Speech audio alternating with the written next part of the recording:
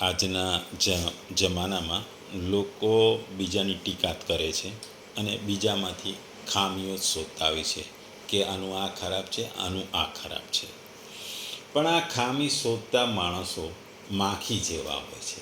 કારણ કે આપણે જોઈએ છીએ કે માખી આખું શરીર સારું ને સ્વસ્થ શરીર છોડી એ ઘા કે જ્યાં વાગ્યું હોય એ પર બેસે છે. ભગવદ્ ગીતા અધ્યાય 6 ધ્યાન યોગ આત્મસંયોગ યોગ શ્લોક 22. યમ લબ્ધ્વા ચ અપરમ લાભમ મન્યતે ન કદી અધિકમ તતઃ યસ્મિન સ્થિતો ન દુઃખેન ગુરુણાપી વિચાલ્યતે. ગુજરાતીમાં જો આ શ્લોકને આપણે કહીએ તો પરમાત્માની પ્રાપ્તિરૂપી જે લાભને પામીને એનાથી વધુ બીજા કશા લાભ નથી માનતો અને પરમાત્માની પ્રાપ્તિ સ્વરૂપ જે અવસ્થામાં રહેલો યોગી ઘણા ભારે દુઃખથી પણ વિચલિત થતો નથી. બીજા શબ્દોમાં કહીએ તો કે આ અવસ્થા પ્રાપ્ત કરીને મનુષ્ય અન્ય કોઈ સિદ્ધિને મહાન ગણતો નથી. આ પ્રમાણે સ્થિત થયેલો મનુષ્ય મોટામાં મોટી આપત્તિમાં પણ વિચલિત થતો નથી. અહીં વાત ધ્યાન યોગીની તત્વથી વિચલિત નથી થતો, કેમ થતો નથી એ જણાવ્યું છે. ધ્યાન યોગી તત્વથી ચલાયમાન કેમ નથી થતો એનું કારણ આ શ્લોકમાં બતાવવામાં આવ્યું છે. 20, 21 અને 22 શ્લોકમાં પરમાત્માની પ્રાપ્તિરૂપ જે સ્થિતિનું મહત્ત્વ અને તેના લક્ષણો છે એ બતાવવામાં આવ્યા છે. અહીં બે વસ્તુ બતાવવામાં આવી છે. જે લાભને પામી એનાથી વધુ બીજા કશા લાભને નથી માનતો અને આ અવસ્થામાં રહેલો યોગી ભારે દુઃખથી પણ વિચલિત થતો નથી. એટલે લાભની વાત અને દુઃખની આ બે વાત આ શ્લોકમાં કરવામાં આવી છે. સામાન્ય રીતે દુઃખના ડુંગરો હોય છે, સુખના સમુદ્ર હોય છે એવું કહેવાય છે. બીજી લાભની પણ વાત છે. લોભે લક્ષણ જાય, અતિ લોભ એ પાપનું મૂળ છે. આ બધી ઘણી કહેવતો આપણે ગુજરાતીમાં છે. એટલે અહીં લાભ અને દુઃખની બે વાતો કરવામાં આવી છે. લાભ એટલે કે લોભ એ કોઈ પણ મનુષ્યમાં હોય છે. જે ભૌતિક સુખો અને માયાવી જીવનમાં પાછળ પડેલો વ્યક્તિ હંમેશા આ લોભ અને લાભની આશા રાખતો હોય છે. આપણે જોતા હોય છે કે સાયકલ ચલાવતો હોય માણસ, એને એવું થાય કે મારી પાસે સ્કૂટર હોય. એની પાસે જ્યારે સ્કૂટર આવી જાય ત્યારે એમ થાય હું 4 પૈડાવાળી ગાડી કે કાર ખરીદું. એ કાર ખરીદે લે પછી એને એવું થાય કે હું આનાથી મોંઘી કાર લઉં, પછી એનાથી મોંઘી. આમ એની એની ઈચ્છાઓ હંમેશા વધતી રહે છે. એને જે મળ્યું હોય એનાથી બીજી કોઈ વધારે મોંઘી વસ્તુ જોવે તો એની આશા થાય. આપણે જોઈએ કે લખપતિ હોય એ કરોડપતિને જોવે તો એને એમ થાય એટલે હું બી કરોડપતિ બનું, અને કરોડપતિ અબજોપતિને જોવે તો એને એમ થાય કે હું અબજોપતિ બનું. એટલે જીવનમાં લોભ અને લાભ મનુષ્યને એ ખૂબ જ સારું લાગે છે. મનુષ્ય જે સુખ પ્રાપ્ત કરે છે તેનાથી અધિક સુખ એને જોતું હોય છે અને દેખાય છે, અને તેને કારણે એ લોભમાં આવે અને વિચલિત થઈ જાય છે. એટલે આપણે જે વસ્તુ આપણી પાસે છે એનાથી વધુ સારી વસ્તુ કે ઉપરની વસ્તુ કે મોંઘી વસ્તુ જોઈએ એટલે આપણા મનમાં લાલચ થાય. આપણને એમ થાય કે આ વસ્તુ મને મળી જાય તો હું સુખી થઈ જાઉં, એટલે આપણો લોભ જાગે. એટલે નિંદ્રા, આળસ અને પ્રમાદનું તામસી સુખ પ્રાપ્ત થવા છતાં પણ જ્યારે વિષયજન્ય સુખ વધારે સારું લાગે, તેમાં અધિક સુખ માલુમ પડે ત્યારે મનુષ્ય તામસ સુખને છોડી વિષયજન્ય સુખની તરફ દોડ્યો જાય છે. એવી જ રીતે જ્યારે વિષયજન્ય સુખથી ઊંચે ચડે છે ત્યારે સાત્વિક સુખને માટે વિચલિત થઈ જાય છે, અને જ્યારે તે સાત્વિક સુખથી પણ ઊંચે ચડે છે ત્યારે આંતરિક સુખ પ્રાપ્ત થઈ જાય તો પછી તે તેનાથી વિચલિત નથી થતો, કેમ કે આંતરિક સુખથી વધારે બીજું કોઈ સુખ છે નહીં, કોઈ લાભ છે નહીં. આત્યંતિક સુખમાં સુખની સીમા આવી જાય છે. ધ્યાન યોગીને જ્યારે એવું સુખ મળી જાય છે તો પછી એ વિચલિત થતો નથી, અને વિચલિત થાય કારણ કે એને આત્મસંતોષ થઈ જાય. આપણે આગળના શ્લોકમાં જોઈશું કે જે યોગને દુઃખોના સંયોગનો વિયોગ કહેવામાં આવ્યો છે તે યોગના નામથી ઓળખવામાં આવતી પરમાત્મા સાક્ષાત્કાર સ્વરૂપ અવસ્થા વિશેષનું માટે અહીં યમપદ છે. આ સ્થિતિમાં યોગીને પરમાનંદ અને પરમ શાંતિના નિધાન પરમાત્માની પ્રાપ્ત થઈ જવાથી તે પૂર્ણ કામ થઈ જાય છે. તેની દૃષ્ટિમાં આલોકના અને પરલોકના સમસ્ત ભોગો, ત્રિલોકનું રાજ્ય, ઐશ્વર્ય, માન અને મોટાઈ વગેરે જેટલા પણ સાંસારિક સુખ સાધનો છે તે બધા ક્ષણભંગુર, અનિત્ય, રસહીન અને ત્યાજ્ય, તુચ્છ અને ન ગણ્ય બની જાય છે. તેથી સંસારની કોઈ પણ વસ્તુને તે મેળવવા યોગ્ય માનતો નથી, તો પછી એટલે એને કોઈ પણ લાભની એના મનમાં ગુંજાઈ શકતી નથી. એટલે ધ્યાન યોગની મોટામાં મોટી જે પોઝિટિવ વસ્તુ છે કે ધ્યાન યોગી જ્યારે ધ્યાન યોગથી જે યોગી બની જાય છે ત્યારે એને કોઈ પણ લોભ જાગતો નથી, એને કોઈ પણ વસ્તુની લોભની અસર થતી નથી. એના જે વસ્તુ એ જે ધ્યાનમાં છે એમાં જ એને સંતોષ છે, એમાં એને સુખ હોય છે, એમાં એને શાંતિ હોય છે. એને દુનિયાની બધી જ વસ્તુ એના ધ્યાન યોગથી જે પરમાત્માની પ્રાપ્તિ થાય છે એમાં એને બધું જ મળી જાય છે. એને બીજા કોઈ પણ વસ્તુની આશા નથી રહેતી, કારણ કે છેલ્લું સુખ એ પરમાત્માની પ્રાપ્તિ છે, મોક્ષની પ્રાપ્તિ છે, ભગવત પ્રાપ્તિ છે, અને એ મળી જાય પછી એનાથી વધારે શું જોઈએ.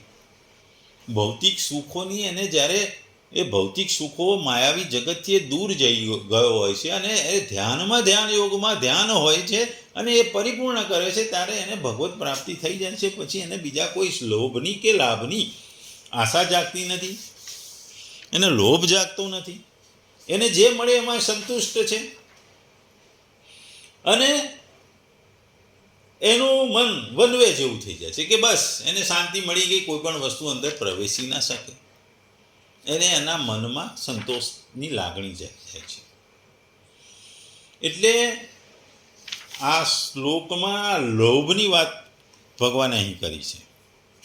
બીજું આગળ કહે છે ભગવાન કે પરમાત્માને મેળવ્યા પછી યોગીને જેમ મોટામાં મોટા ભોગ અને ઐશ્વર્ય અને રસહીન અને તુચ્છ લાગે છે અને તેમને મેળવવાની ઈચ્છા પણ કરતો નથી, તેઓ ન મળે અથવા નષ્ટ થઈ જાય તો પણ એ બાબતમાં અસર થતી નથી, લાપરવાહ રહે છે અને પોતાની સ્થિતિથી જરા પણ વિચલિત થતો નથી.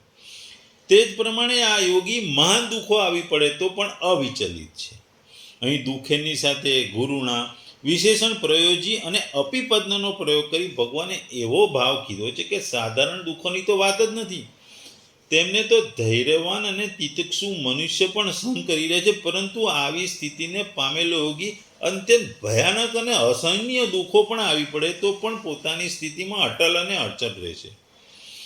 શસ્ત્રો વડે શરીરનું અંગનું કપાઈ જવું, અત્યંત દુસ્સહ, શરદી, ગરમી, વરસાદ, વીજળી વગેરે શારીરિક પીડા, ખૂબ જ ઉત્કટ અને ભયંકર રોગની પીડા, પ્રિયથી પણ પ્રિય વસ્તુનો અચાનક વિયોગ, સંસારના અકારણ મહાન અપમાન થવું, તિરસ્કાર, નિંદા વગેરેના ભોગ બનવું કે શિકાર બનવું, જેટલા દુઃખો જે મહાન દુઃખો છે, જે અગણ્ય દુઃખો છે, બધા જ એક સાથે આવી પડે પણ આવે તો પણ તેની સ્થિતિમાં જરા પણ એ ચલિત થતો નથી, કારણ કે એને પરમાત્માનો સાક્ષાત્કાર થઈ ગયા પછી વાસ્તવમાં તેના શરીરને સાથે કોઈ પણ પ્રકારનો સંબંધ નથી રહેતો. લોક દ્રષ્ટિએ તે શરીર તેનું છે એમ માનવામાં છે, પણ પ્રારબ્ધ અનુસાર તેના શરીર, ઇન્દ્રિયો, મનની સાથે સાંસારિક વસ્તુઓનો સંયોગ વિયોગ થાય છે. શીતળ ઉષ્ણ, માન અપમાન, સ્તુતિ નિંદા વગેરે અનુકૂળ પ્રતિકૂળ ભોગ પદાર્થોની પ્રાપ્તિ વિનાશ થઈ શકે છે, પણ સુખ દુઃખનો કોઈ રીતે ભોગતા નહીં રહ્યો હોવાને કારણે તેના અંતઃકરણમાં ક્યાંય કોઈ પણ અવસ્થામાં કોઈ પણ નિમિત્તવશ કોઈ પણ પ્રકારે કિંચિત માત્ર પણ વિકાર થવા પામતો નથી. તેની પરમાત્મામાં અટલ સ્થિત નિત્ય અટલ સ્થિતિ જેમની તેમ રહે છે, એ અડીખમ રહે છે. વિચલિત થવાનું બીજું કારણ હોય છે કે લાભ તો અધિક થતો હોય પરંતુ સાથે દુઃખ આવે, લાભ એ વધે અને દુઃખ આવે એટલે મનુષ્ય વિચલિત થઈ જાય. લાભથી અને લોભથી પણ વિચલિત થાય છે. આપણે જોયું કે 1000 રૂપિયાને બદલે 2000 રૂપિયાનું 2000 ને 5000 મળતા હોય તો મનુષ્યનું જીવ પોતાનું લોભ લાલચમાં મનુષ્ય વિચલિત થઈ જાય. એટલે કોઈ પણ ભૌતિક વસ્તુથી વિચલિત થાય એ રીતે મનુષ્ય જે કોઈ પણ સ્થિતિઓ એમાં કોઈ ભયાનક આફત આવે કે ભયાનક દુઃખો આવે તો મનુષ્ય ભાગી જાય, બધું છોડીને નાસી જાય. પણ જે ધ્યાન યોગીમાં સ્થિર થઈ ગયો છે, જે યોગી બની ગયો છે, એ આવા ગમે તેવા દુઃખો હોય, મોટામાં મોટા દુઃખથી પણ એ વિચલિત થતો નથી. જેવી રીતે કોઈ કારણથી તેના શરીરને ફાંસી દેવામાં આવે, શરીરના ટુકડા કરી દેવામાં આવે, બે પાળોની વચ્ચે એને પીસવામાં આવે, શરીરની ચામડી ઉતારી નાખવામાં આવે, જાત જાતના એના ઉપર છિદ્રો પાડી ઉકળતા તેલમાં શરીર નાખવામાં આવે, વગેરે ભયાનક દુઃખો જે આગળ પણ કીધા એક સાથે આવે તો પણ વિચલિત થતો નથી. કારણ કે જેટલા પણ દુઃખો આવે છે તે બધા પ્રકૃતિના રાજ્યમાં અર્થાત શરીર, ઇન્દ્રિયો અને મન અને બુદ્ધિમાં આવે છે.